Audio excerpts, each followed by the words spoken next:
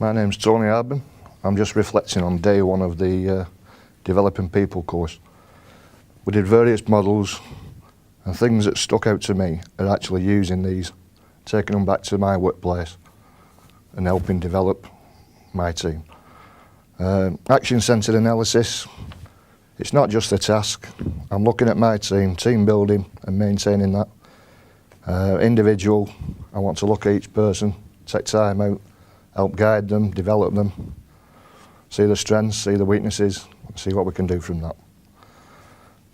Still achieving the task, but obviously assisting this possibly faster and a better way. I want to talk to each member, see if they need support. We've got an HR1 pending, so I think the team are going to be in the mire, so they're actually going to be coming to us and possibly seeking assistance from other people. People are our greatest asset, and without the team, there's no end product. So you've got to look after them. We use transactional analysis. We break down the team. We ask the team what they want to an extent, invite them, come up with ideas, brainstorm, evaluate, and see what comes out of it. And with a bit of luck, good things will come out of it for myself and the team. I'll do it. Okay, my name's Mark Sterry. I'm on day 2 of the MDY Developing You People course. I'm just reflecting on the activities that we did on day 1 of the course.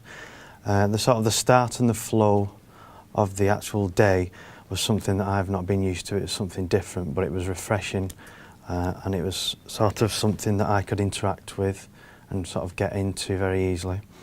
It was good to see how we have to take responsibility for developing people and also looking at it from the learner's side in terms of what they perceive us as and how we perceive them.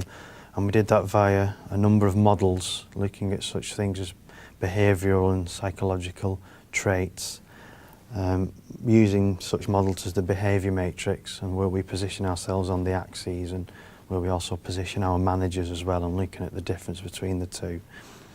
We also looked at the ego states of the managers and where we perceive them and where they could perceive themselves from an egotistic point of view. We also did some other exercises looking at body language, sort of the lying exercises, and also looking at the bop it exercise, which, as some of the others have commented, it was quite frustrating to view how people were struggling with that. We also did other practical exercises like the transactional analysis. We got into the groups and looked at the different types of parent and adult and child behaviours via the DVD clips that we saw. And we also managed to touch upon work that I've done in another previous MDY module, such as the bell bin work, which could be handy for the assignment when it comes down to it.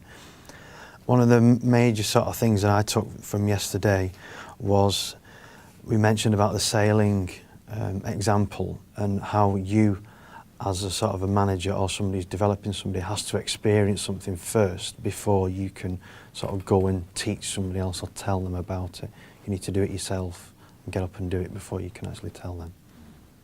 That's me. All right. My name's Gary Clamp. I'm reflecting on day 1 of the Developing People course, MDY. Some of the things that I picked up or learnt yesterday, which I remember, is going through basic models, defining people's learning styles, what sort of people or person you are, how you learn, be it I'm a reflector, which sort of fed in nicely to the behavioural matrix. You could see where I was and how sort of cautious I can be in certain situations, what point I would take if there was pressure on.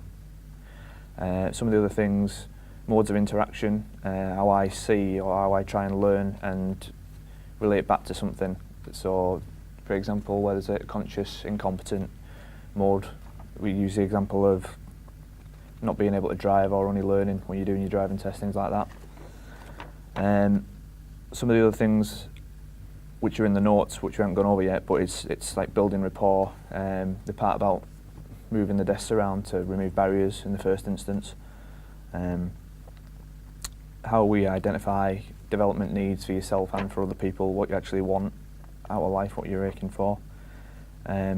Action-centred leadership, so to try and make all 3 circles dependent on each other, so you can get the task done. The individuals, you know, their needs are met, and the team's needs are also met.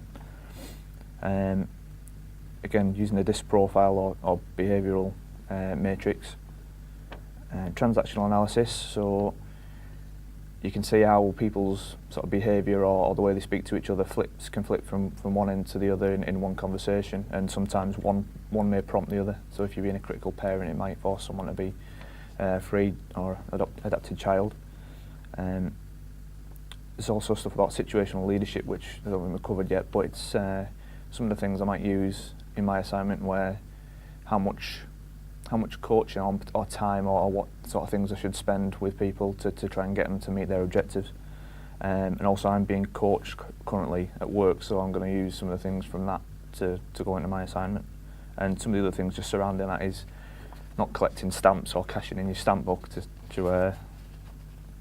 you know, gather your emotions, try and sort them out when and as they occur, and using positive and negative strokes when need, more positive than anything.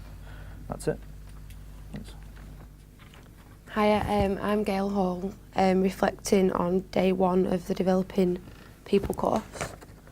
I think one of the main important points that I achieved from the course is about being a learner and taking a step back before you can develop somebody, because it's all about you excelling in it first. I enjoyed looking at the management models because it points you in the direction of where you are. It gives you like a label and of where you can move on. Another factor about thinking about thoughts, feelings and beliefs, and if you always think about them 3 points, I don't think you're going to go that wrong.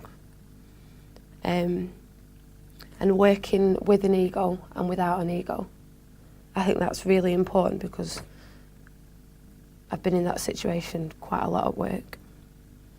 And I also found that body language being 55% of communications is something really good to know, because I never really think about it that way. And I also enjoyed the modes of interaction, because not everybody learns the same way as you do, so you've got to really take that into account as well.